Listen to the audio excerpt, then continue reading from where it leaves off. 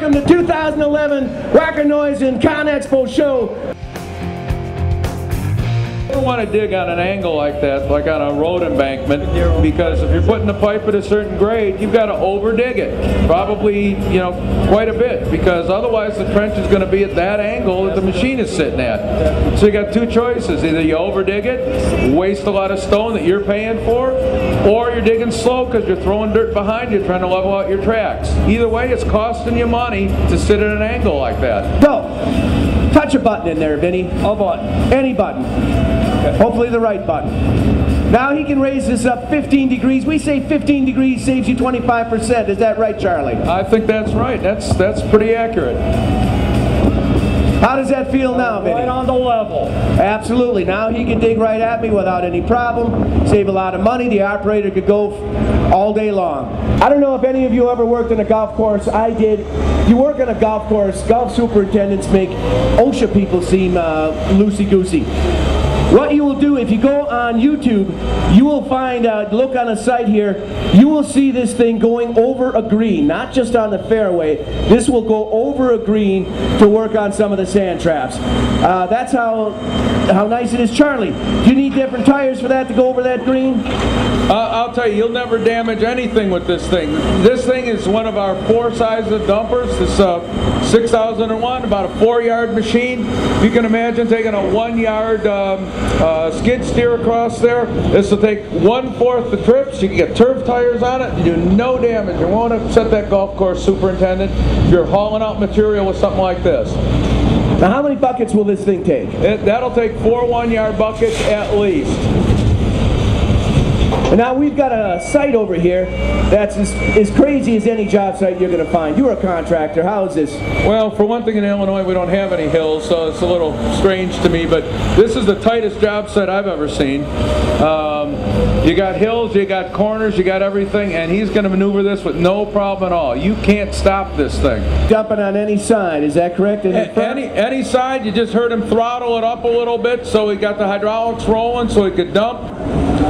You're talking about skid steers. This can replace any skid steer you have. Holy cow, look at this. Look at that angle. So this is more than just a wheel loader. I like to think of these as tool carriers. Whatever you want to move around, whatever tools you're using, you can move it on this, and very quickly. We just saw him dump the bucket. Let's see how long it takes him to pick up this fork here. How many pounds is he picking up right now? 3. That's about 4,000 pounds of block right there. The way we like to say, if you can pick it up with that machine, you can move it safely with that machine. The center of gravity never changes, does it? No, because it's a rigid frame, the wheels are always the same distance apart, so the center of gravity never changes. All 4 wheels turn at the same time, so he's got maximum stability even with a heavy load like that. Now again, if you're looking at replacing a skid steer, the maneuverability, you could be on a double driveway with this. Yeah, that's such a tight turn, so stable.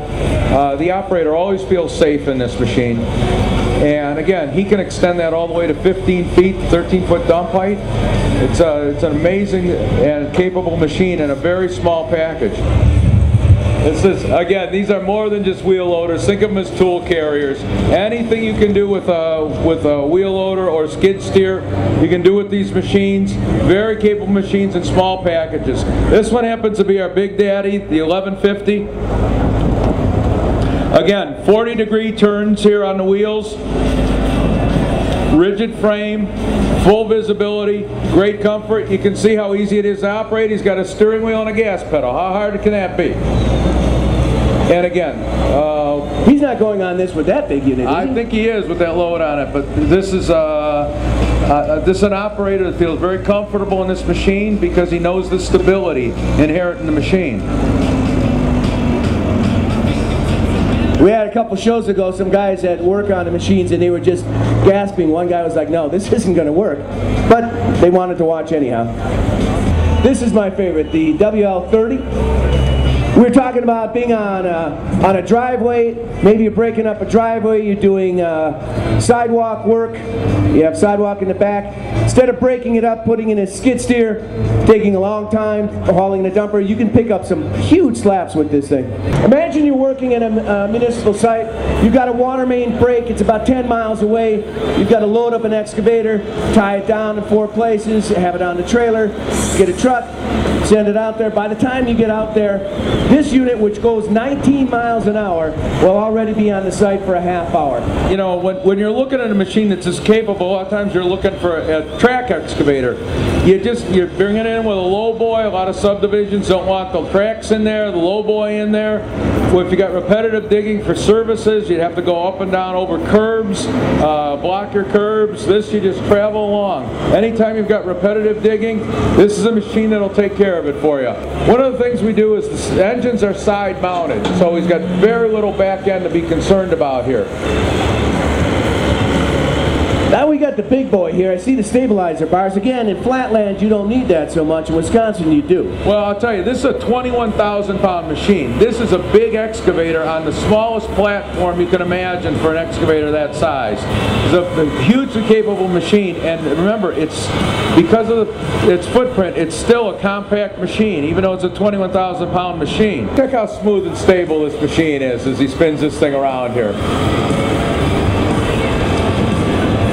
This is the largest in our line of compact excavators. This is the 16,000 pound 8003. And for fuel consumption, if he lets go of the controls for about 6 seconds, it goes into idle. Is that correct, Charlie? That's right. There's a lot of technology built in these machines. It's absolutely amazing. That's one of the pieces. There's also various controls for safety and performance on these. Now imagine you have this machine for 75 years. At year 73 you might have to service it.